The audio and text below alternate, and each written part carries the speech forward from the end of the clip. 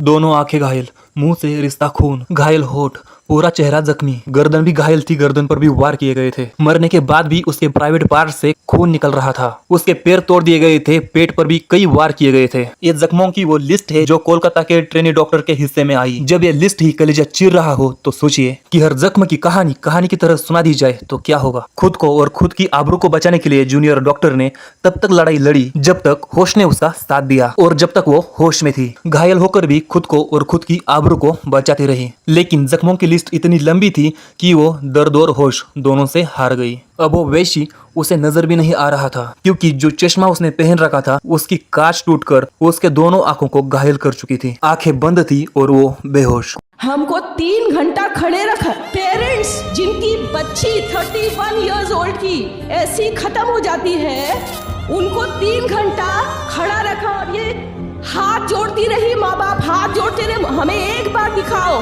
हमारी बच्ची का मुंह एक बार दिखाओ। हमको नहीं दिखाया गया। चश्मे को कूटा गया, जिसकी वजह से आंखों से खून निकल गया, गला दबाकर मारा गया।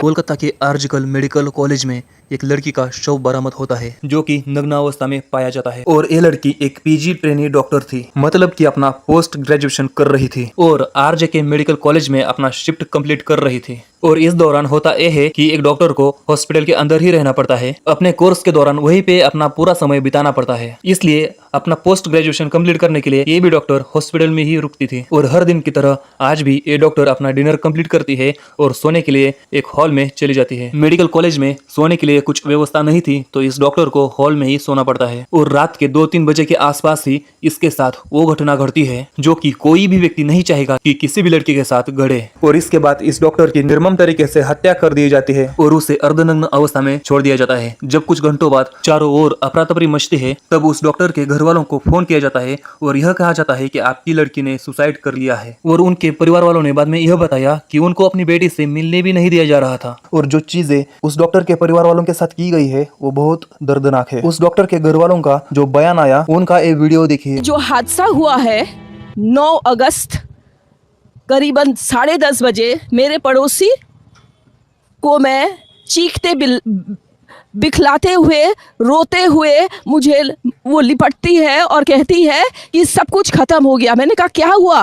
नहीं, मेरी लड़की ने सुसाइड कर दिया है, ये खबर आई है हॉस्पिटल से। मैंने कहा सुसाइड? किसने कहा, कैसे? बोले नहीं, उन्होंने कहा कि ये सुसाइड हुआ है। हम 4 जन, मिस्टर मिसेस, हम और हमारे एक और कर्मचारी, हम जब जाते हैं वहाँ हमको 3 घंटा खड़े रखा।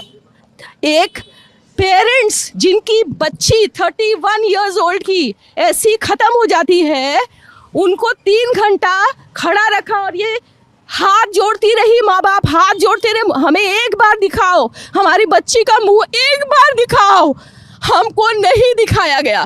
3 घंटे तक खड़े रहने के बाद ये दोनों हस्बैंड वाइफ अंदर जाते हैं सेमिनार रूम में और ये पापा अपने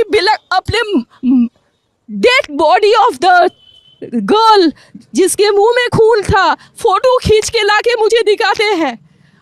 उन बच्ची का शरीर में कोई कपड़ा नहीं था, पैर दोनों राइट एंगल में मिला गया। राइट एंगल में एक पाँव बेड के इस तरफ, एक पाँव बेड के इस तरफ मिला गया। जब तक पेल्विक गर्डल नहीं टूटता है, इस तरह 2 पाँव को नहीं चीरा जा सकता है।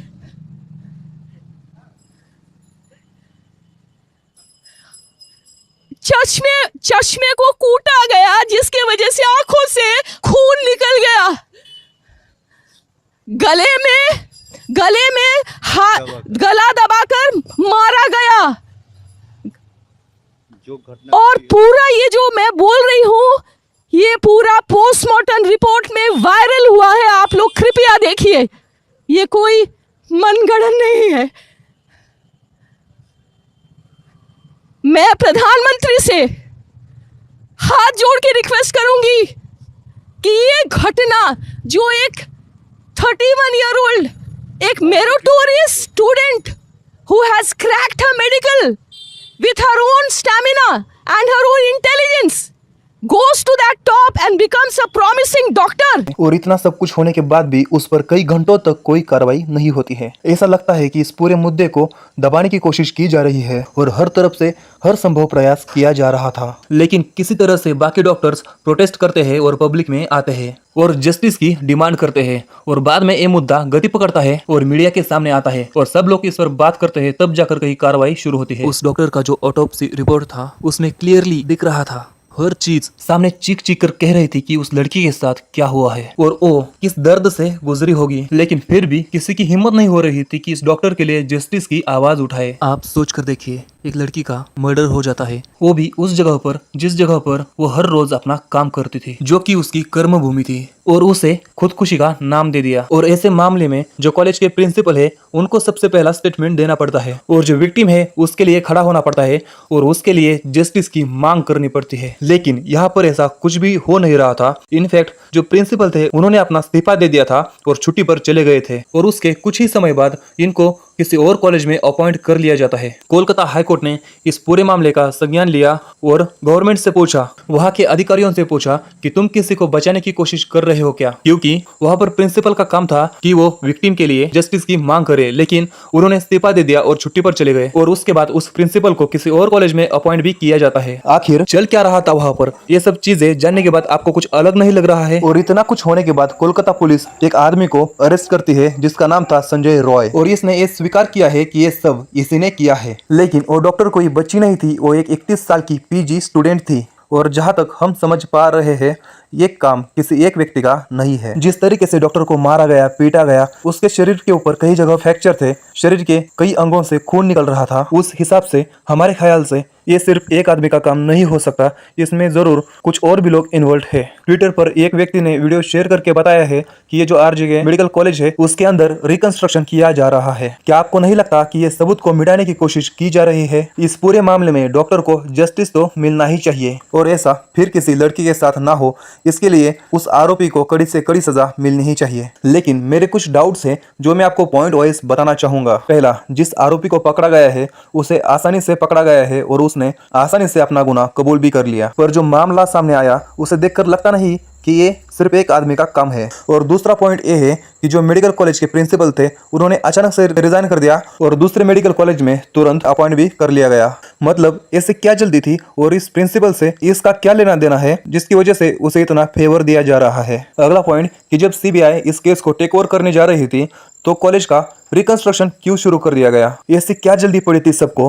वो मेडिकल कॉलेज एक क्राइम सीन है जहाँ से सबूत मिटाने की कोशिश की जा रही है, ऐसा ही लग रहा है। आखिरी पॉइंट, अगर इस सब के पीछे कोई एक आदमी नहीं है तो वो कौन लोग हैं जिनको बचाने के लिए इतना तामझाम किया जा रहा है? इस केस के बारे में आपको क्या लगता है? हमारे साथ अपने विचार स्पष्ट कीजिए।